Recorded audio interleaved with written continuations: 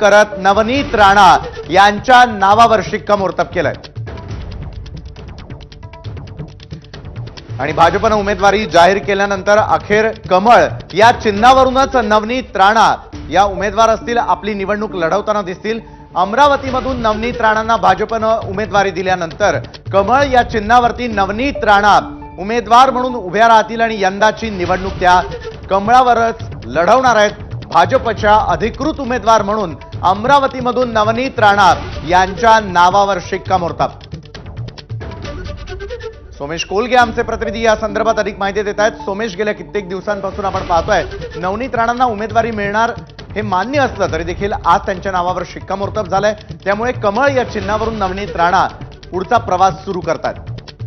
नक्कीच नवनीत राणा यांना तिकीट निश्चित होणार होतं हे जवळपास 7-8 दिवसांपूर्वी स्पष्ट झालं, ज्यावेळी त्यांच्या मतदारसंघामध्ये चंद्रशेखर बावनकुळे आणि देवेंद्र फडणवीस स्वतः गेले होते आणि त्यावेळी त्यांचा संपूर्ण दौरा हा रवी राणांनी आयोजित केला होता आणि रवी राणा त्यांच्यासोबत सातत्याने होते आणि त्यानंतरही ज्यावेळी अमरावती मतदारसंघ भाजपकडे येईल किंवा जरी तो त्यांच्या महायुतीतल्या कोणत्याही घटक पक्षाकडे गेला असता तरी सुद्धा तिथून उमेदवार म्हणून नवनीत राणांचं नाव असेल हे जवळपास निश्चित झालेलं होतं। फक्त आता त्यावर अंतिम शिक्कामोर्तब झालेलं आहे आणि भाजपनेच त्यांचं तिकीट स्वतःच्या उमेदवार म्हणून जाहीर केलेलं आहे।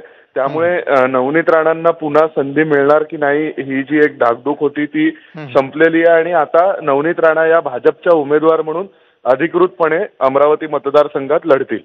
निश्चितच आहे, मात्र यापूर्वीच अनेकांनी आपली नाराजी व्यक्त केलेली होती। नवनीत राणा यांना पाठिंबा नसल्याचं अनेकांनी जाहीर केलेलं होतं, मात्र आता त्यांच्या प्रतिक्रिया देखील तितक्याच महत्त्वाच्या होताना दिसतील।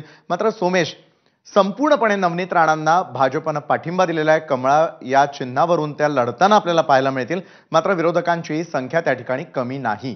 सोमेश, नक्कीच विरोधकांची संख्या तिथे आहे। गेल्या वेळी जे दुसऱ्या क्रमांकाचे उमेदवार होते ते शिवसेनेत आहेत, सध्या आनंदराव तिथे शिंदेच्या शिवसेनेसोबतच आहेत, परंतु त्या सगळ्यामध्ये महायुतीचा जो सध्याचा क्रायटेरिया आहे त्यामध्ये त्या तिन्ही क्रायटेरियामध्ये नवनीत राणा या उमेदवार फिट बसणाऱ्या होत्या असं दिसतंय। कारण एकतर विनेबिलिटीच्या दृष्टीने नवनीत राणा, रवी राणा यांची जी स्वतःची एक यंत्रणा आहे अमरावती मतदारसंघातली ती बरोबर आहे आणि त्यासह पक्षाची यंत्रणा जोडून विनेबिलिटीचे चान्सेस हे जास्त वाढत होती प्रोबॅबिलिटी आणि म्हणून नवनीत राणांच्या नावावर शिक्कामोर्तब होणार अशी चिन्ह जवळपास तयार झाली होती।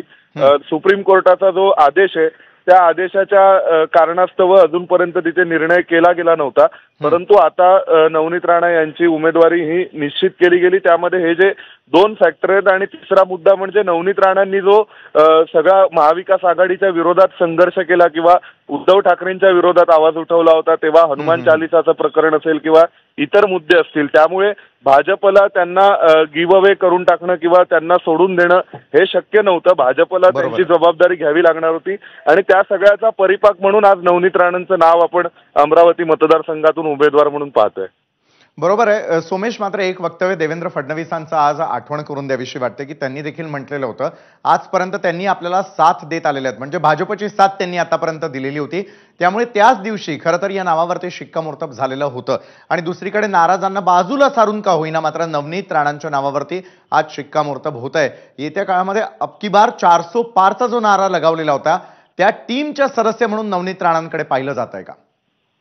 हो नक्कीच, म्हणजे देवेंद्र फडणवीसांनी ज्यावेळी सांगितलं होतं अमरावतीमध्ये की आम्ही निर्णय करू आणि नवनीत राणा या आमच्या सोबत आहेत आणि इथे महायुतीचाच उमेदवार विजयी होईल आणि त्यांची भूमिका ही कायम महायुतीच्या सोबत सुसंगत राहिलेली असं देवेंद्र फडणवीस स्वतः म्हणाले होते जवळपास 3-4 दिवसांपूर्वीच। तर या ज्या सगळ्या गोष्टी आहेत या सगळ्या विषयांचा अन्वय अर्थ लावला तर हे निश्चित आहे की नवनीत राणांना भाजप उमेदवार म्हणून घोषित करणार आणि आता जर आपण पाहिलं तर एकूण टॅली ही भाजपकडून 24 लोकसभा जागा या भाजपच्या खात्यात गेलेल्या आहेत। या अजूनही वाढू शकतात, त्या 29-30 पर्यंत जाऊ शकतात, कदाचित 31 ते 32 उमेदवार हे भाजपचे एकूण असतील आणि उर्वरित जागा शिंदे आणि अजितदादा गट लढवतील। परंतु अमरावतीच्या जागेचा जो तिढा होता तो आता एक प्रकारे सुटलाय, कारण भाजपने हे सांगितलंय की नवनीत राणांची पहिली पसंती भाजप आहे, जर त्या भाजपत यायला तयार असतील आणि सिटिंग खासदार आमच्यासोबत येतोय तर ती जागाही आम्हाला सुटली पाहिजे आणि महायुतीची मतं आणि त्यासह राणा यांची स्वतःची यंत्रणेच्या मार्फत मिळणारी मतं आणि गेल्या वेळी त्यांना राष्ट्रवादी काँग्रेसचा पाठिंबा मिळालाच होता. त्यामुळे अशा प्रकारे सर्व कॅल्क्युलेशन्स करता त्यांचं नाव हे त्यांना जास्त विनिंग कॅन्डिडेट वाटलं आणि त्यामुळे म्हणून राणांच्या नावावर शिक्कामोर्तब झाल्याचं आपल्याला कळतंय. बरं सोमेश, एक बाजूला यश मिळवण्यासाठीचं ज्या गणिताची जुळवाजुळव आपण पाहतोय, म्हणजे अगदी काही दिवसांपूर्वी महादेव जानकरांना देण्यात आलेलं तिकीट असेल, आज नवनीत राणांना सोबत घेऊन जाण्याचा निर्णय असेल, अशा प्रकारे एकंदरीतच जास्तीत जास्त कॅन्डिडेट कशा प्रकारे विनिंग कॅन्डिडेट आपल्यासोबत राहतील याची जुळवाजुळव खरं तर भाजपनं केली आहे. हीच भाजपची स्ट्रॅटेजी म्हणायची का? नाही, हेच 100% खरं आहे की भाजपची एकूण स्ट्रॅटेजी ही विनिंग कॅन्डिडेट ठरवत असताना आता जी सगळ्यात मोठी संधी भाजपकडे उपलब्ध झाली आहे ती म्हणजे ठाकरे आणि शरद पवार हे दोघेही त्यांच्यासोबत नसल्यामुळे आणि यावेळी उद्धव ठाकरे त्यांच्यासोबत नसल्यामुळे दरवेळी शिवसेनेला ज्या जबरदस्तीने जास्तीच्या जागा भाजपला सोडाव्या लागत होत्या इच्छा नसतानाही, त्या आता त्यांना सोडाव्या लागणार नाहीत. त्यामुळे गेल्या वेळेसपेक्षा जास्तीचे भाजपचे खासदार महाराष्ट्रातून निवडून आणायचे हे भाजपच्या नेतृत्वाने नक्की ठरवलंय आणि त्यामुळे गेल्या वेळी भाजपचे जितके खासदार निवडून आले होते त्यापेक्षा जास्त आकडा यावेळी भाजप गाठणार आहे.